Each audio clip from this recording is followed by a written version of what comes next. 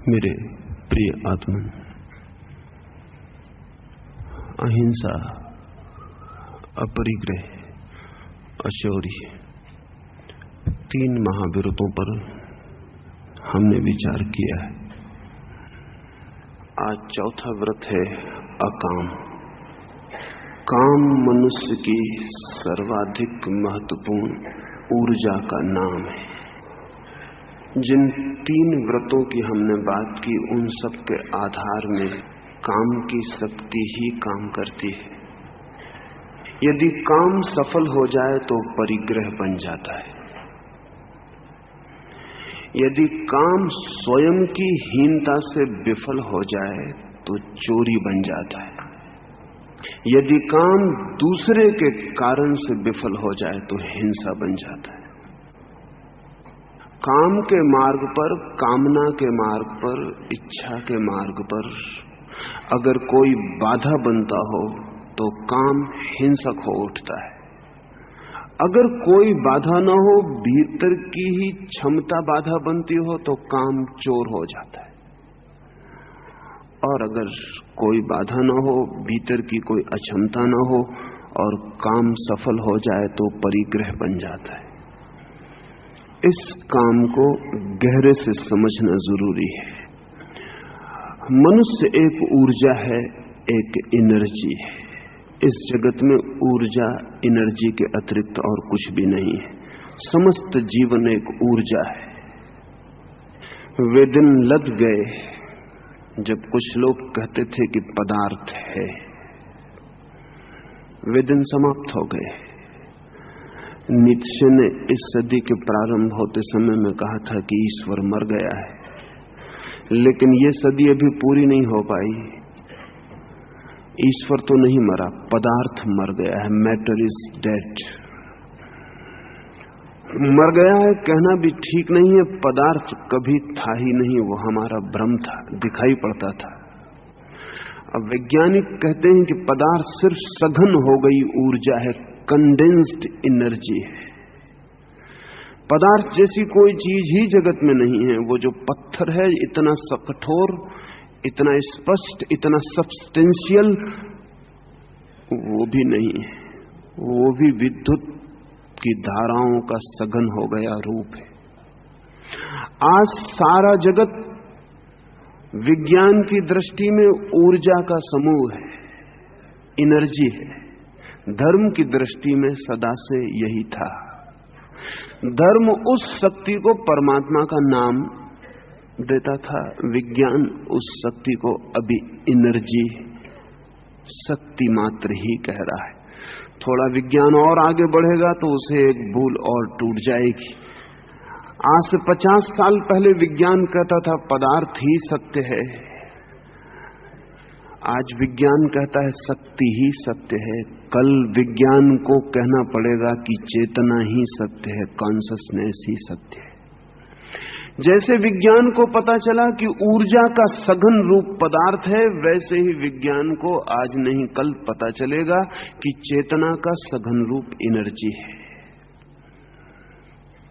ये जो ऊर्जा है जीवन की, प्रत्येक व्यक्ति भी इसी ऊर्जा का स्फुलिंग है, इसी ऊर्जा का एक छोटा सा रूप है। आप भी, मैं भी, सब। ये ऊर्जा, ये शक्ति अगर बाहर की तरफ बहे तो काम बन जाती है, वासना बन जाती है। और अगर भीतर की तरफ बहे तो अकाम बन जाती है, आत्मा बन जाती है। जो भेद है वो सिर्फ दिशा का है। काम जब लौट पड़ता है वापस अपनी तरफ, रिटर्निंग होम, वापस घर की तरफ जब कामना लौट पड़ती है तो अकाम बनता है, आत्मा बनती है। और जब काम ऊर्जा बाहर की तरफ बहती रहती है जीवन से, तो धीरे धीरे आदमी क्षीण, निर्बल, निस्तेज होता चला जाता है। और वो उसकी कामना से दुनिया में बहुत सी चीजें पा लेता है, लेकिन अपने को भर पाने से वंचित रह जाता है। जिसे हमें पाना है, शक्ति उसी की तरफ जानी चाहिए। अगर हमें बाहर की वस्तुएं पानी है तो शक्ति को बाहर जाना पड़ेगा, और अगर हमें भीतर की आत्मा पानी है तो शक्ति को भीतर जाना पड़ेगा। ध्यान रहे, काम से मेरा मतलब है बाहर बहती हुई ऊर्जा, अकाम से मतलब है भीतर बहती हुई ऊर्जा। शक्ति के दो ढंग हैं, बाहर की तरफ बहे या भीतर की तरफ बहे। जब बाहर की तरफ बहती है तो व्यक्ति और सब पा सकता है, सिर्फ स्वयं को खो देता है, और सब पा लेने का भी कोई सार नहीं अगर स्वयं खो जाए। सारा जगत भी हम पा लें तो भी कोई सार नहीं अगर उस पाने में मैं ही खो जाऊं। अगर ऊर्जा भीतर की तरफ बहती है तो अकाम बन जाती है। काम का अर्थ ही है कामना, डिजायर, इच्छा। जब भी हम कोई कामना करते हैं तो हमें बाहर की तरफ बहना पड़ता है, क्योंकि इच्छा कहीं बाहर तृप्ति की आशा बन जाती है। कुछ पाने को है बाहर तो हमें बाहर की तरफ बहना पड़ता है। हम सब बाहर बहते हुए लोग हैं, हम सब कामनाएं हैं। We are desires. 24 घंटे हम बाहर की तरफ बह रहे हैं। किसी को धन पाना है, किसी को यश पाना है, किसी को प्रेम पाना है। और बड़ा आश्चर्य तो यह है कि अगर किसी को परमात्मा भी पाना है तो भी वो बाहर की तरफ ही बहे चला जाता है। वो सोचता है कहीं आकाश में परमात्मा बैठा है। किसी को मोक्ष पाना है तो वो भी सोचता है कहीं ऊपर मोक्ष है, वो पाना है। धर्म का बाहर से कोई भी संबंध नहीं, इसलिए जिनके ईश्वर बाहर हो वो ठीक से समझ लें कि उनका धर्म से कोई नाता नहीं है। जिनका मोक्ष बाहर हो वो ठीक से समझ लें कि वो धार्मिक नहीं है। जिनके पाने की कोई भी चीज बाहर हो वो समझ लें कि वो कामी है। सिर्फ एक ही स्थिति में काम से मुक्ति होती है, और वो ये कि हम भीतर बहना शुरू हो जाए। बाहर कोई भी ऑब्जेक्ट, बाहर कोई भी पाने की चीज हमारी ऊर्जा को बाहर की तरफ ले जाती है, और हम धीरे धीरे खाली होते हैं, समाप्त हो जाते हैं। फिर दूसरा जन्म, फिर एक ऊर्जा लेके पैदा होते हैं, फिर बाहर की तरफ बहते हैं, फिर समाप्त हो जाते हैं। फिर तीसरा जन्म, फिर ऊर्जा लेके पैदा होते हैं, फिर बाहर की तरफ बहते हैं और समाप्त हो जाते हैं। जन्म के साथ हम शक्ति लेकर आते हैं, मृत्यु के साथ हम शक्ति खोकर वापस लौट जाते हैं। जो व्यक्ति मृत्यु के साथ शक्ति लेकर वापस लौटता है उसे फिर आने की जरूरत नहीं रह जाती। जन्म के साथ सभी शक्ति लेकर आते हैं, मृत्यु के साथ अधिकतम शक्ति खोकर निस्तेज, खाली कारतूस, चले हुए कारतूस, खोल रह गई है, गोली तो जा चुकी है, उस खोल को लेकर वापस लौट जाते हैं। जो व्यक्ति मरते क्षण में भी अपनी पूरी ऊर्जा को बचा के ले जाता है उसे लौटने की जरूरत नहीं पड़ती। जो कबीर की भांति मरते क्षण में कह सकता है, ज्यों की त्यों दर दीनी चदरिया, कुछ खर्च नहीं किया, कुछ खोया नहीं, दौड़े नहीं, चादर संभालो, जैसी दी थी वैसी ही वापस लौटा देते हैं। जो मृत्यु के क्षण में बिना कुछ खोए वैसा ही वापस लौट जाता है जैसा जन्म के क्षण में आया था, उसे वापस जन्म लेने की जरूरत नहीं रह जाती। अकाम जन्म मृत्यु से मुक्ति है, काम बार बार जन्मों में लौट आना है। कारण है, कोई कामना कभी ठीक अर्थों में पूरी नहीं होती, हो नहीं सकती। और जो बाहर की तरफ दौड़ने का आदी हो गया है, जब भी कोई कामना पूरी होने के करीब होती तब तक वो नई कामना बना लेता है, क्योंकि फिर बाहर की तरफ दौड़ेगा कैसे। जिसे बाहर की तरफ दौड़ना ही जिंदगी बन गई है, वो एक इच्छा पूरी हुई नहीं कि दूसरी को जन्मा लेता है, बल्कि एक के पूरे होने के साथ अनेक को जन्मा लेता है, फिर दौड़ना शुरू कर देता है। हम बाहर की तरफ दौड़ती हुई ऊर्जाएं हैं, आउट गोइंग एनर्जीज। इसलिए हम खाली कारतूसों की तरह मर जाते हैं। इसलिए हमारी मृत्यु एक सौंदर्य नहीं हो पाती, और हमारी मृत्यु एक अनुभव नहीं बन पाती। हमारी मृत्यु एक दुख, एक निस्तेज पीड़ा, एक नपुंसकता, एक इम्पोर्टेंस बन जाती। हम सब भांति टूट के समाप्त हो जाते हैं। इसलिए मृत्यु में इतनी पीड़ा है। वो पीड़ा मृत्यु की नहीं है, वो पीड़ा निस्तेज खाली हो गए आदमी की है, जो सब भांति रिक्त हो गया, जिसमें अब कुछ भी नहीं बचा, सिर्फ खाली खोल रह गया है। इसलिए मौत दुख देती है, लेकिन मौत भी आनंद दे देती है उसे जो खाली नहीं भरा हुआ है। हम भरे हुए कैसे रह पाएं, इसी सूत्र को समझने के लिए अकाम है। लेकिन अकाम को समझने के पहले काम की समस्त यात्रा समझ लेनी चाहिए। काम किस तरह गति करता है हमारा, हम बाहर की तरफ कैसे बहते हैं, इसे समझ लेना जरूरी है। इसे हम समझ लें तो भीतर की तरफ बहना बड़ी सरल बात है, बड़ी आसान। हजारों लाखों साल से हमें पता है कि पदार्थ अणुओं से बना है, एटम्स से बना है, लेकिन हम अणु को तोड़ नहीं पाए थे। इस सदी में आके हमने अणु को तोड़ लिया। अणु को तोड़ते ही बड़ी चमत्कारीपूर्ण घटना घटी, और वो ये कि एक छोटे से अणु में, हाइड्रोजन के छोटे से अणु में या किसी भी चीज के छोटे से अणु में, जो आंख से दिखाई नहीं पड़ता, इतनी ऊर्जा छिपी थी कि टूटते ही भयंकर शक्ति का जन्म हुआ। एक छोटे से अणु के विस्फोट से हिरोशिमा में 1 लाख लोग तत्काल मृत्यु को उपलब्ध हो गए। एक छोटे से अणु में इतनी ऊर्जा छिपी थी भीतर की, फूट पड़ा तो इतना विस्फोट हुआ। विज्ञान ने अणु को तोड़कर एक बहुत कीमती बात बता दी है, वो ये कि प्रत्येक चीज के भीतर अनंत ऊर्जा छिपी है। अगर टूट जाए तो विस्फोट हो जाता है और सब बाहर बह जाता है, अगर बंद हो जाए। लेकिन हमें कभी पता नहीं था कि बंद अणु में इतनी ऊर्जा छिपी है। विज्ञान ने जो काम किया है, धर्म ने उससे ठीक उल्टा काम बहुत पहले कर लिया है। विज्ञान ने तोड़ा है अणु, धर्म ने जोड़ा था। इसलिए धर्म का नाम है योग। योग का अर्थ है जोड़। मनुष्य की चेतना भी एक अणु है, और उस अणु को अगर हम टूटा हुआ रहने दें तो उसमें से सब बह जाता है, अनंत ऊर्जा बह जाती। अगर वो अणु जुड़ जाए, बंद हो जाए, एनालिसिस नहीं, विश्लेषण नहीं, टूटे नहीं, सिंथेसिस हो जाए, संश्लिष्ट हो जाए, इंटीग्रेटेड हो जाए, बंद हो जाए, बिंदु बन जाए, अपने में बिंदु हो जाए, सब तरफ से बाहर खोना बंद हो जाए, तो अनंत ऊर्जा भीतर उपलब्ध हो जाती। इस अनंत ऊर्जा की अनुभूति अनंत परमात्मा की अनुभूति है। इस अनंत ऊर्जा का अनुभव अनंत आनंद का अनुभव है। इस अनंत ऊर्जा का अनुभव अनंत वीर्य का अनुभव है।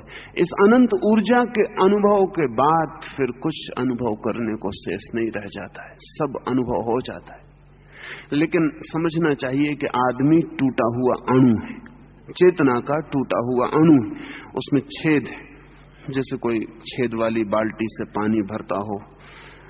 पानी भरा हुआ दिखाई पड़ता है जब बाल्टी पानी में डूबी होती। जैसे ही पानी बाल्टी के बाहर निकली कि खाली होनी शुरू हो जाती। छेद हैं चारों तरफ, ऊपर तक आते आते सिर्फ पानी के गिरने का शोरगुल भर होता है, पानी आता नहीं, खाली बाल्टी वापस लौट आती। जन्म के क्षण में हम सब ऊर्जा से भरे हुए होते हैं। जब तक जन्म नहीं हुआ तब तक हम भरी बाल्टी होते हैं। जन्म के साथ ही बाल्टी ऊपर उठी कुएं से और गिरना शुरू हुआ। अगर ठीक से समझें तो जन्म के साथ ही हमारा मरना शुरू हो जाता है। हम में से कुछ रिक्त होना, खाली होना शुरू हो जाता है। हम फूटी बाल्टी की तरह खाली होने लगते हैं। जन्म का पहला क्षण मरने की शुरुआत है, खाली होना शुरू हो गया। इसलिए जन्म के पहले क्षण के बाद ही प्रत्येक व्यक्ति मरने के योग्य हो जाता है। कभी भी मर सकता है। अब ये बात दूसरी है कि योग्यता वो कब पूरी करेगा। फिर जीवन भर हम खाली खाली खाली होते चले जाते हैं। थोड़ा बहुत जो जिंदगी में हमें भरेपन का अनुभव होता है वो शायद सुबह जब हम रात के बाद उठते हैं तो थोड़ी देर को लगता है कि कुछ भरे हैं। रात भर में ऊर्जा थोड़ी सी संकलित हो पाती है, क्योंकि इंद्रियों के द्वार बंद हो जाते हैं, आंखें बंद हो जाती हैं, हाथ शिथिल पड़ जाते हैं, कान सुनते नहीं, ओंठ बोलते नहीं, नाक सूंघती नहीं, सब बंद हो जाता है, द्वार बंद हो जाते हैं। इसलिए सुबह एक ताजगी मालूम पड़ती है। वो ताजगी रात थोड़ी सी ऊर्जा के ठहर जाने के कारण पता चल रही। अगर कोई व्यक्ति अपनी पूरे जीवन की ऊर्जा को ठहरा ले तो वो जिस ताजगी का अनुभव करता है उसे हमें कोई भी पता नहीं, उसका हमें कोई पता नहीं हो सकता। अगर हम अपनी जिंदगी भर की सब सुबह की ताजगी को इकट्ठा जोड़ लें तो भी उससे कुछ पता नहीं चल सकता। अगर एक व्यक्ति की नींद खो जाए तो फिर जीना मुश्किल हो जाता है, क्योंकि वो जो रात थोड़ी ऊर्जा इकट्ठी करता है वो भी बंद हो गया। 15 दिन नींद खो जाए तो आदमी पागल हो जाए। 15 दिन भोजन न मिले चल सकता है, 15 दिन नींद न मिले कठिनाई है। अगर कोई बीमार है और सो ना सके तो चिकित्सक पहले फिक्र करता है कि बीमारी को पीछे देख लेंगे, पहले नींद आ जाए, क्योंकि जिस ऊर्जा से बीमारी को ठीक होना है वो संकलित होनी चाहिए, संग्रहित होनी चाहिए, इकट्ठी होनी चाहिए। हम सिर्फ ऊर्जा खो रहे हैं और काम ऊर्जा को खोने की विधि है। काम के बहुत रूप हैं, उसमें सर्वाधिक सघन रूप यौन है। इसलिए धीरे धीरे काम और यौन, काम और सेक्स पर्यायवाची बन गए। भोजन से ऊर्जा मिलती है, नींद से ऊर्जा बचती है, व्यायाम से ऊर्जा जगती है, फिर इस ऊर्जा को हम खर्च करते हैं। इस ऊर्जा का बहुत सा खर्च तो सिर्फ जीवन व्यवस्था में व्यय हो जाता है। इस ऊर्जा का बहुत सा खर्च तो ऊर्जा को कल भी हम पैदा कर सके इसमें खर्च हो जाता है। इस ऊर्जा का बहुत सा खर्च तो ऊर्जा भीतर जाके पैदा हो सके। जब आप भोजन लेते हैं भीतर तो बहुत बड़ा चमत्कार घटित होता है।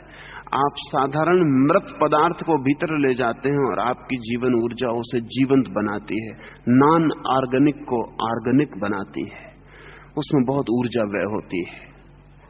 भोजन ऊर्जा देता है, लेकिन भोजन को करने और भोजन को खून बनाने में ऊर्जा व्यय होती है। चलते हैं तो ऊर्जा व्यय होती है, बैठते हैं तो ऊर्जा व्यय होती है, सोते हैं तो सोने में भी ऊर्जा व्यय होती है, संग्रहित भी होती है। इस सारी प्रक्रिया, जीवन की सारी प्रक्रिया के बाद जो थोड़ी बहुत ऊर्जा आपके पास बचती है, उसका आपने सिवाय काम को यौन में परिवर्तित करने के और कोई उपयोग नहीं किया है। उस ऊर्जा का आप सिर्फ सेक्स में उपयोग करते हैं। इसलिए ये समझ लेने जैसा है कि सब कुछ करके जो बचता है हमारे पास, उसका हम क्या उपयोग कर रहे हैं। उसका उपयोग अगर सिर्फ सेक्स में हो रहा है तो ध्यान रहे, ये सेक्स सिर्फ रिलीफ है, ये यौन सिर्फ ऊर्जा के भार से मुक्ति है। अब बड़े मजे की बात है, ऊर्जा इकट्ठी करने में 24 घंटे खर्च करते हैं, उसे बचाने के लिए 8 घंटे सोते हैं, खाना कमाने के लिए जिंदगी भर मेहनत करते हैं, और फिर जब ऊर्जा आपके पास आती है तो आप उस ऊर्जा के भार से भारी हो जाते हैं और उसे फेंकने के लिए कोशिश करते हैं। ये वैसा ही है जैसे कोई व्यक्ति दिन भर धन कमाए और सांझ जाके नदी में फेंक आए, क्योंकि दिन भर धन कमाने के लिए पागल रहे, सांझ पाए कि धन थैली को बोझिल कर दिया है और अब बोझ बुरा मालूम पड़ता है तो बोझ से खाली हो ले और नदी में फेंक आए। हम ऊर्जा इकट्ठी करते हैं, पहले ऊर्जा न हो तो उसका श्रम करते हैं, और जब ऊर्जा पास में आ जाए तो ऊर्जा बोझिल हो जाती, बर्डनसम हो जाती, चित्त पर भारी हो जाती, फिर उसको फेंकना पड़ता है। सेक्स ऊर्जा को फेंकने के लिए हम उपयोग में लाते हैं, वो सिर्फ रिलीफ है, उससे फिर हम फिर खाली हो जाते हैं। अब बड़ी एब्सर्ड जिंदगी है आदमी की, कल सुबह उठ के फिर वो ऊर्जा इकट्ठा करने में लगेगा, कल सांझ तक वो फिर ऊर्जा इकट्ठी करेगा और जब उसके पास ऊर्जा इकट्ठी हो जाएगा तो उसको फिर फेंक के रिलीफ पाएगा। अजीब पागलपन है, इकट्ठा करना फेंकना, इकट्ठा करना फेंकना। अर्थ क्या होगा इस जिंदगी का? प्रयोजन क्या होगा इस जिंदगी में? पाएंगे क्या इस जिंदगी में? लेकिन ये हमें दिखाई नहीं पड़ता। अगर खाना ना मिले तो हम परेशान हैं, खाना मिल जाए तो हम परेशान हैं। अगर शक्ति पास में ना हो तो हम दुर्बल हैं, शक्ति पास में हो जाए तो हम दुर्बल होने को फिर आतुर हैं। आदमी एक एब्सर्डिटी है। जैसा आदमी है वो बिल्कुल ही तर्कहीनता है। जैसा आदमी है उससे जैसे बुद्धि का कोई संबंध नहीं। जैसे कि कोई झरना सिर्फ इसीलिए सरोवर बन रहा हो कि जब बन जाए तो दीवारें टूट के और बह जाए, और जब दीवारें टूट जाएं तो फिर दीवारें बनाई जाएं, फिर झरना भरा जाए, फिर तोड़ा जाए। जिंदगी भर हम इकट्ठा करते और खोते। ये जिंदगी नहीं हो सकती, कहीं भूल हो रही है। ऊर्जा को इकट्ठा करना तो ठीक है, लेकिन खोने के लिए ही इकट्ठा करना बहुत बेमानी, बहुत मीनिंगलेस। अगर कोई आदमी कहे कि मैं इसलिए जन्म लेता हूं कि मर जाऊं, तो हम कहेंगे कि पागल हो। अगर कोई आदमी कहे कि मैं इसीलिए इकट्ठा करता हूं कि खो दूं, तो हम कहेंगे तुम पागल हो। कोई आदमी कहे मैं इसीलिए मकान बनाता हूं कि गिरा दूं, तो हम कहेंगे तुम्हारा दिमाग ठीक नहीं। लेकिन हम सबकी खुद की क्या हालत है? जिंदगी में हम करते क्या हैं, क्या कर रहे हैं? हम जो भी इकट्ठा करते हैं खोने के लिए इकट्ठा करते हैं।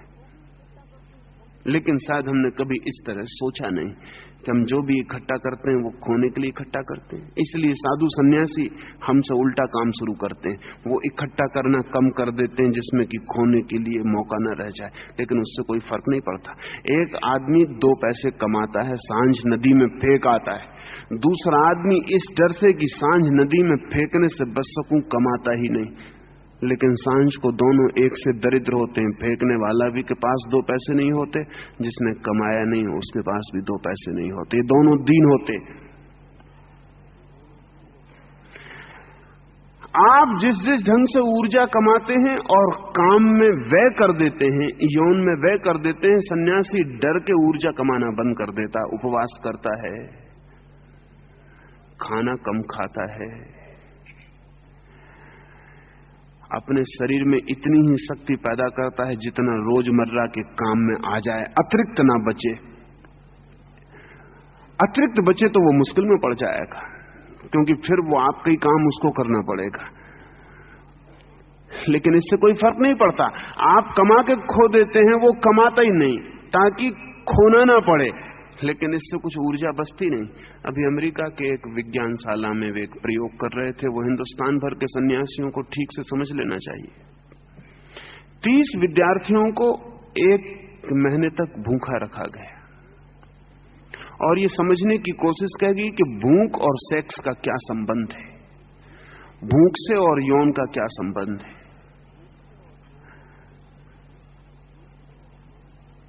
बड़े अद्भुत परिणाम हुए। पहले 7 दिनों में जब उन्हें भूखा रखा गया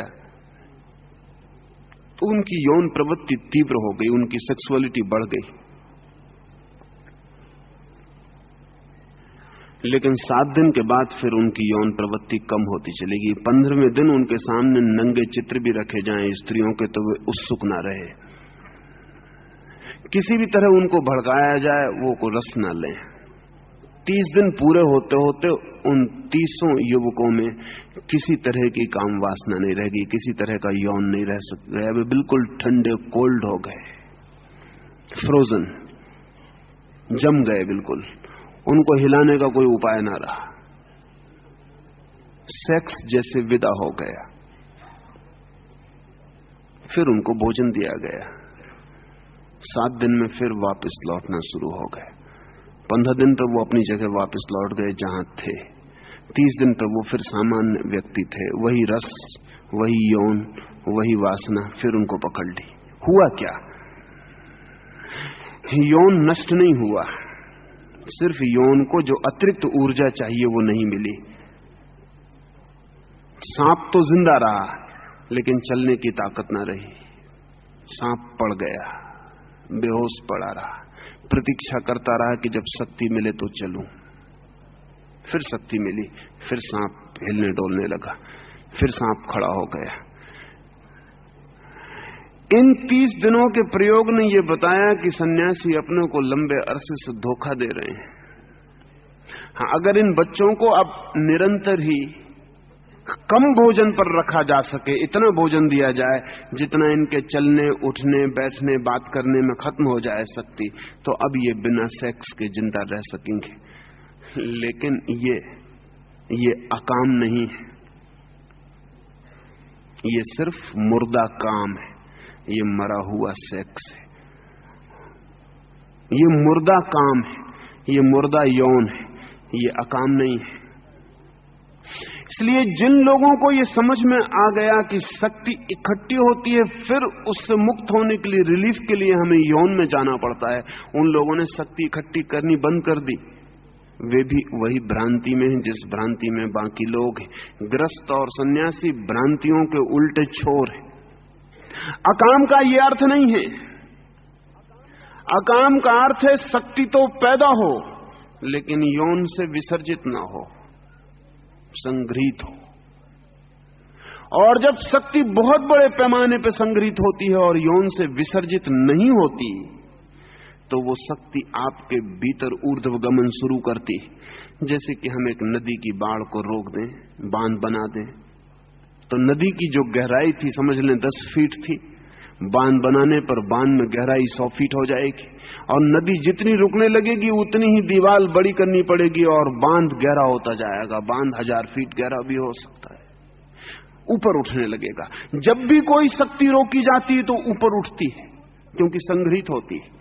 जब आपके भीतर शक्ति अतिरिक्त इकट्ठी होने लगती है तो आपके भीतर शक्ति का अंबार लगता है और ऊपर की तरफ उठनी शुरू हो जाती है। अभी आपकी सेक्स लेवल से ऊपर शक्ति कभी नहीं उठती। बस आपकी जिंदगी का जो सेक्स का तल है, यौन का जो तल है, शक्ति वहां तक जरा ही ऊपर उठी कि आपने उसे व्यय किया, फिर आप अपनी जगह लौट आए। अगर ये शक्ति इकट्ठी हो तो ये सेक्स लेवल से ऊपर उठती है। और ध्यान रहे, सेक्स मनुष्य का निम्नतम सेंटर है, नीचे से नीचे का द्वार है, उसके ऊपर और बड़े द्वार है। अगर ये शक्ति ऊपर उठे तो ये दूसरे द्वार खोलना शुरू करती है। समझ लें कि मनुष्य के भीतर सेक्स जैसे 6 द्वार और हैं, और एक एक द्वार पर आती है तो आनंद की गति बढ़ती है और आप हैरान होते हैं। जब सेक्स से ऊपर उठ के दूसरे चक्र पर शक्ति आती है तो आप हैरान होते हैं कि मैं कैसा पागल था, मैं शक्ति को कहां खो रहा था। यहां खोऊं तो बहुत आनंद आता है, उससे बहुत ज्यादा आता है जो पहले केंद्र पर आ रहा था। जैसे कोई आदमी खदान खोद रहा है, उसे कंकड़ पत्थर मिल जाते हैं, वो उन्हीं को रंगीन कंकड़ पत्थरों को लेके घर आ जाता है। फिर उससे कोई कहता है कि पागल, ये तो रंगीन कंकड़ पत्थर है, थोड़ा और खोद। वो थोड़ा और खोदता है और उसे तांबा मिल जाता है। वो घर लौट आता है, बाजार में कुछ पैसे उसे तांबे के मिल जाते हैं, लेकिन कोई उससे कहता है कि पागल थोड़ा और खोद, और वो खोदता चला जाता है और चांदी मिलती है और सोना मिलता है और हीरे जवाहरात मिलते हैं, और वो खोदता चला जाता है। हम व्यक्तित्व की पहली परत पर जी रहे हैं, सेक्स की परत पर, जहां की कंकड़ पत्थर से ज्यादा कुछ नहीं मिल सकता। अगर वहां से ऊर्जा इकट्ठी हो और थोड़ी आगे बढ़े तो दूसरा चक्र खुलना शुरू होता है, जहां की सुख के तल बदल जाते हैं। और ध्यान रहे, सेक्स के तल पर दूसरे को होना जरूरी है हमारे सुख के लिए। दूसरे चक्र पर दूसरे का होना जरूरी नहीं, हम अकेले काफी हो जाते हैं और व्यक्ति मुक्त होने लगता है। 7वें चक्र पर जब ऊर्जा पहुंचती है, आपके मस्तिष्क तक जब ऊर्जा पहुंच जाती है, जब आपकी शक्ति इतनी भर जाती है कि सेक्स सेंटर और सहस्त्रार के बीच दोनों में शक्ति प्रवाहित होने लगती है, तो कोई उसे कुंडलनी कहे, कोई उसे कोई और नाम दे, इससे कोई फर्क नहीं पड़ता। जिस दिन आपकी ऊर्जा इतनी इकट्ठी है कि आपके मस्तिष्क के चक्रों को भी चलाने लगती है, उस दिन आप पहली बार आत्मज्ञान को उपलब्ध होते हैं, ब्रह्म को उपलब्ध होते हैं। उस दिन आप जानते हैं कि कहां पहुंच गया। आपने लेकिन हम पहले ही चक्र पर खो जाते हैं जिंदगी को। वो हमारा छिद्र सब कुछ विदा करवा देता है। लेकिन इसका क्या मतलब है? इसका मैं ये कह रहा हूं कि आप सेक्स को दबाएं, रोकें। अगर आपने दबाया और रोका तो आप कभी भी ना रोक पाएंगे, क्योंकि शक्ति का एक नियम है कि दबाई गई शक्ति विद्रोही हो जाती है। और जिस शक्ति को जितने जोर से दबाया जाता है वो उतने जोर से रिपेल करती और रिएक्ट करती है। किसी शक्ति को भी दबाया नहीं जा सकता। शक्ति को सिर्फ मार्ग दिए जा सकते हैं। दो ढंग है। शक्ति को नया मार्ग दें तो शक्ति उससे प्रवाहित होने लगती है, या शक्ति का पुराना मार्ग रोकें तो शक्ति उसी मार्ग पर जोर से चोट करने लगती है। तो जो लोग भी सेक्स से लड़ेंगे वो जिंदगी भर के लिए कामुक रह जाए, वो कभी काम के बाहर नहीं जा सकते। सेक्स से लड़के कभी कोई व्यक्ति ऊपर के चक्रों तक नहीं पहुंचा है, जीवन की ऊंचाइयां नहीं छुई हैं। हां, जीवन के ऊपर के चक्रों को गतिमान करके कोई व्यक्ति जरूर सेक्स से मुक्त हो गया है। ब्रह्मचर्य सेक्स से लड़ाई नहीं है। ब्रह्मचर्य सेक्स से ऊंचे केंद्रों का सक्रिय हो जाना है। इसलिए निगेटिव मत पकड़ लेना, जैसा कि हजारों साल से इस मुल्क में हम पकड़े हुए।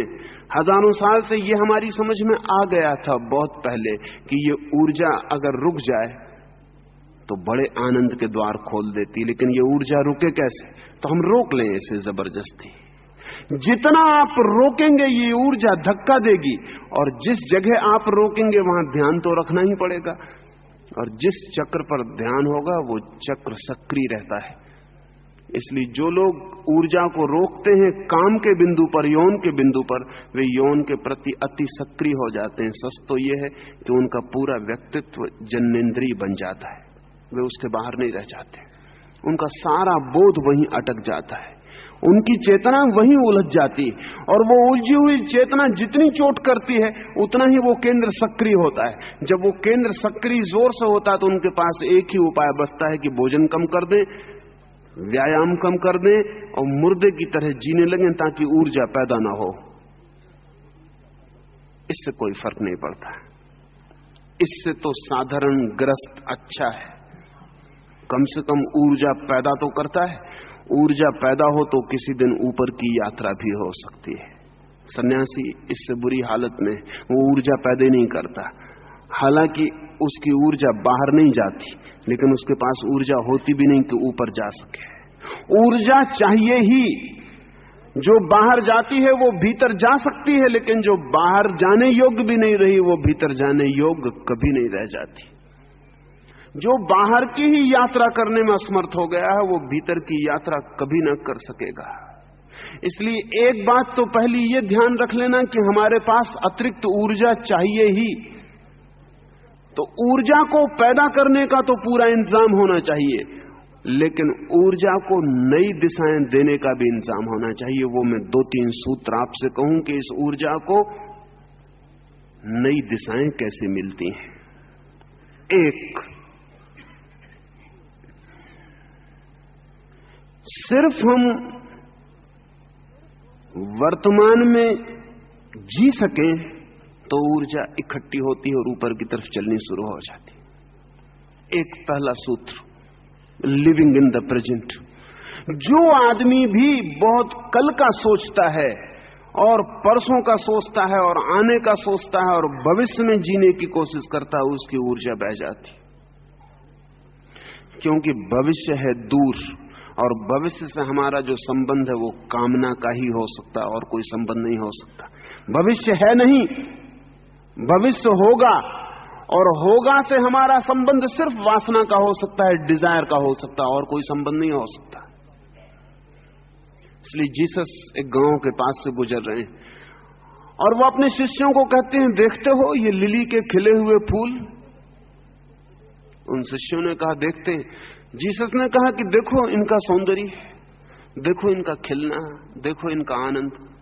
और जीसस ने कहा कि सोलोमन, सम्राट सोलोमन, जो अपने वैभव के पूर्ण शिखर पर था और जिसके पास सारी पृथ्वी की संपत्ति थी, वो अपने वैभव के पूर्ण शिखर पर भी इतना सुंदर न था जितने ये लिली के जंगली फूल सुंदर है।